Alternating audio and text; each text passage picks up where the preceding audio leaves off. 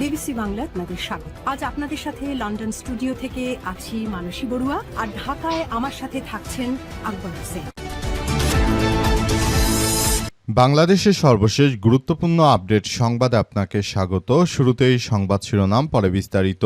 প্রথমেই জানাবো, 14 নভেম্বর ঢাকায় মহাসমাবেশ, গণভোটের রায় বাস্তবায়নের দাবিতে 11 দলীয় ঐক্যের লং মার্চ ঘোষণা। গণভোটের রায় বাস্তবায়নের দাবিতে 11 দলীয় ঐক্যের লং মার্চ কর্মসূচি ঘোষণা করেছে। আজ দুপুরে রাজধানীর মুক্তাঙ্গনে অবস্থান কর্মসূচি থেকে বিরোধী দলীয় নেতা ও জামাত ইসলামের আমির ডা.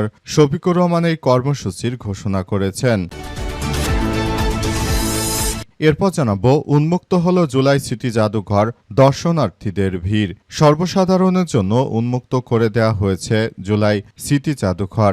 জাদুঘরটিতে জুলাই আন্দোলনের ঘটনা প্রবাহ, শহীদ ও আহতদের স্মৃতি, আলোকচিত্র, ভিডিওচিত্র, দলিল, ব্যক্তিগত ব্যবহার্য সামগ্রী এবং নানা ধরনের ডিজিটাল প্রদর্শনী সংরক্ষণ করা হয়েছে।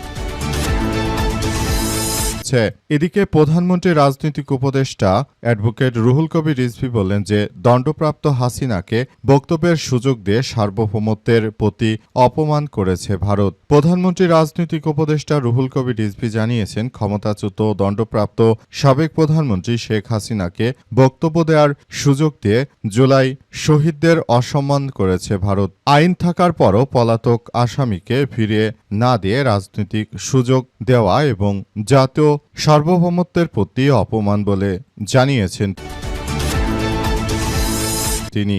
এবারে জানাবো, রাষ্ট্রপতি নির্বাচনের জন্য ইসিতে ভোটার তালিকা। নির্বাচন কমিশন সিনিয়র সচিব আক্তার আহমেদ জানান, 2026 সালে 23তম রাষ্ট্রপতি নির্বাচনের জন্য নির্বাচন কমিশনে ভোটার তালিকা পাঠিয়েছে সংসদ সচিবালয়। আজ আলোচনা হবে বৃহস্পতিবার দুপুরে। তিনি এমন তথ্য জানান। এবং সর্বশেষ জানাবো, হরমুজ প্রণালীতে টোল আরোপের বিরোধিতা জাহাজ মালিকদের। হরমুজ প্রণালীতে জাহাজ চলাচলে টোল আরোপের সম্ভাবনা নিয়ে গভীর উদ্বেগ প্রকাশ করেছে বিশ্বের 8টি শীর্ষ জাহাজ মালিক ও শিপিং সংগঠন। তাদের মতে এমন সিদ্ধান্ত আন্তর্জাতিক নৌ চলাচলের প্রতিষ্ঠিত নীতির পরিপন্থী হবে। একই সঙ্গে এটি বিশ্ব অর্থনীতি ও সাধারণ মানুষের জীবিকায় নেতিবাচক প্রভাব ফেলবে। ইরান ও ওমান হরমুজ প্রণালীর ব্যবস্থাপনা নিয়ে একটি সমঝোতার কাছাকাছি পৌঁছেছে। এমন খবরের পর জাতিসংঘের মহাসচিব অ্যান্টোনিও গুতেরেস এবং আন্তর্জাতিক সামুদ্রিক সংস্থা IMO এর মহাসচিব আর্সেনিও ডমিঙ্গেজের কাছে একটি চিঠি পাঠায় সংগঠনগুলো। সোমবার পাঠানো ওই চিঠি বুধবার প্রকাশ করা হয়। চিঠিতে বলা হয়েছে যে ইরান যেভাবে বাধ্যতামূলক সব রাষ্ট্রের কাছ থেকে টোল নেয়ার চেষ্টা চালাচ্ছে সেটি আসলে কোনোভাবেই গ্রহণযোগ্য হতে পারে না। প্রিয় দর্শক, এতক্ষণ শুনছিলেন সংবাদ শিরোনাম, এবারে বিস্তারিত। তবে তার আগে বন্ধুরা, অনুরোধ থাকবে এই সংবাদটিতে একটি লাইক দিন। এই চ্যানেলে আপনি নতুন হয়ে থাকলে আমাদের সংবাদটি দেখতে দেখতে চ্যানেলটি সাবস্ক্রাইব করে রাখুন। কমেন্ট করে বন্ধুরা আপনার মূল্যবান মতামত জানিয়ে দিন আপনি বিশ্বের কোন দেশ থেকে বা বাংলাদেশের কোন স্থান থেকে আমাদের সংবাদটি দেখছেন এবং শুনছেন। আর বন্ধুরা, সংবাদটি আপনার সোশ্যাল মিডিয়া ফেসবুকে শেয়ার করে বন্ধুদেরও দেখার সুযোগ করে দিন। গাজা যুদ্ধে আপনি যদি নিরীহ ফিলিস্তিনিদের ভালোবেসে থাকেন, কমেন্টে ইয়েস লিখে পুরো বিশ্ববাসীকে আমাদের এই আপডেটটি দেখার সুযোগ করে দিন। এবারে বিস্তারিত। আর বন্ধুরা, কমেন্টের মাধ্যমে জানিয়ে দিন আপনি বিশ্বের কোন দেশ থেকে বা বাংলাদেশের কোন জায়গা থেকে আমাদের সঙ্গে কানেক্টেড রয়েছেন। এবারে বিস্তারিত। 14 নভেম্বর ঢাকায় মহাসমাবেশ, গণভোটের রায় বাস্তবায়নের দাবিতে 11 দলীয় ঐক্যের লং মার্চ ঘোষণা। গণভোটের রায় বাস্তবায়নের দাবিতে 11 দলীয় ঐক্যের লং মার্চ কর্মসূচি ঘোষণা হয়েছে। বৃহস্পতিবার দুপুরে রাজধানীর মুক্তাঙ্গনে অবস্থান কর্মসূচি থেকে বিরোধী দলীয় নেতা বাংলাদেশ জামাত ইসলামের আমির ডা. শফিকুর রহমান এই কর্মসূচির ঘোষণা দেন। ঘোষিত কর্মসূচিতে রয়েছে 5 সেপ্টেম্বর থেকে ঢাকা চট্টগ্রাম সড়ক পথে লং মার্চ, 19 সেপ্টেম্বর এরপর ঢাকা থেকে রংপুর সড়কপথে লং মার্চ, 10 অক্টোবর ঢাকা থেকে খুলনা সড়কপথে লং মার্চ, 24 অক্টোবর ঢাকা থেকে সিলেট রেলপথে লং মার্চ কর্মসূচি, 14 নভেম্বর ঢাকায় মহাসমাবেশ।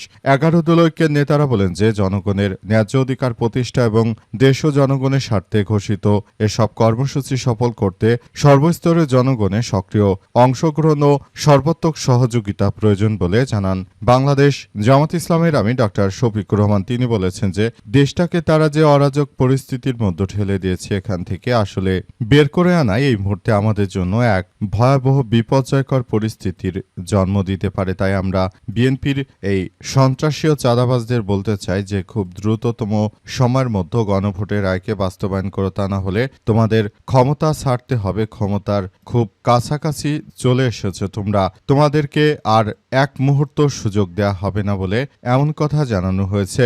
জামাতের আমির আরও জানিয়েছেন যে দেশটাকে একটি সমৃদ্ধির পথে এগিয়ে নিতে হলে আমাদের সবাইকে একসঙ্গে মিলেমিশে একটি নতুন রাষ্ট্র কাঠামো আমাদের গড়ে তুলতে হবে। তবে সজাগ রাখতে হবে যে পালিয়ে যাওয়া স্বৈরাচার আবার যেন দেশের অভ্যন্তরে ঢুকে কোনো ধরনের বিশৃঙ্খল পরিস্থিতির সৃষ্টি করতে না পারে, সেই ব্যাপারগুলো আমাদের সবাইকে আরও বেশি সজাগ দৃষ্টি দিয়ে সবকিছু করতে হবে বলে এমন কথা উল্লেখ করা হয়েছে। উন্মুক্ত হল জুলাই স্মৃতি জাদুঘর, দর্শনার্থীদের ভিড়। সাভারে উন্মুক্ত হয়েছে সর্বসাধারণের জন্য উন্মুক্ত করা হয়েছে জুলাই স্মৃতি জাদুঘর। জাদুঘরটি জুলাই আন্দোলনের ঘটনা প্রবাহ, শহীদ ও আহতদের স্মৃতির আলোকচিত্র, ভিডিও চিত্র, দলিল, ব্যক্তিগত ব্যবহার্য সামগ্রী এবং নানা ধরনের ডিজিটাল প্রদর্শনী সংরক্ষণ করা হয়েছে। আজ উদ্বোধনের পর বৃহস্পতিবার প্রথম দিনেই দর্শনার্থীদের ব্যাপক আগ্রহ দেখা গেছে। প্রথম দিনের জন্য নির্ধারিত 900 টিকিট উদ্বোধনের পরপরই বিক্রি হয়ে গেছে, ফলে সকাল থেকেই জাদুঘর ঘিরে উৎসবমুখর পরিবেশের সৃষ্টি হয়েছে।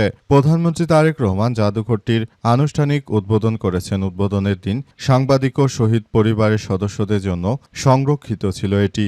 জুলাই গণঅভ্যুত্থানের ইতিহাস ও আন্দোলনের ধারাবাহিকতা এবং সেই সময় নানা স্মৃতিচিহ্ন সংরক্ষণের উদ্দেশ্যে প্রতিষ্ঠিত এই জাদুঘরে স্থান পেয়েছে আন্দোলনের বিভিন্ন গুরুত্বপূর্ণ আলোকচিত্র, ভিডিও চিত্র, শহীদ ও আহতদের ব্যবহৃত নানা সামগ্রী।